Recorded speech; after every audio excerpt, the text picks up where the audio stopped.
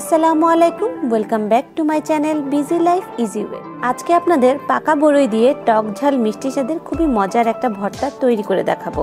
একবার বানিয়ে খেলে এই ভর্তার স্বাদ আপনাদের মুখে লেগে থাকবে।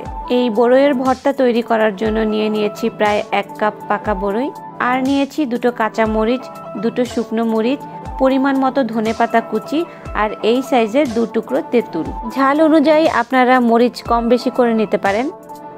একটা হামানদিস্তায় বড়ইগুলো দিয়ে তেঁতুল, শুকনা মরিচ, কাঁচা মরিচ, ধনেপাতা, হাফ চা চামচ সাধারণ লবণ আর হাফ চা চামচ বিট লবণ দিয়ে হালকা করে ছেঁচে নিব।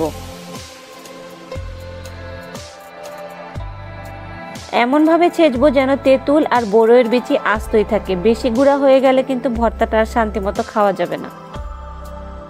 এই ধরনের পাকা বড়ইগুলো এমনি মিষ্টি হয়, তাই আমি আর চিনি দিচ্ছি না, আপনারা চাইলে চিনি দিতে পারেন। ভর্তা মাখানো হয়ে গেছে, একটু টেস্ট করে দেখি সবকিছু ঠিক আছে কিনা।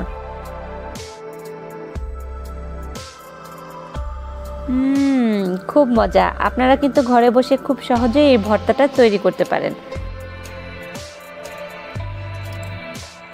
তো এই ছিল আজকের বড়ই ভর্তার ছোট্ট একটি ভিডিও। আশা করি আপনাদের সবার ভালো লাগবে। বাসায় একবার হলেও এই ভর্তাটি ট্রাই করে দেখবেন, নিশ্চয়ই আপনাদের ভালো লাগবে। ভালো থাকবেন সবাই, আল্লাহ হাফেজ।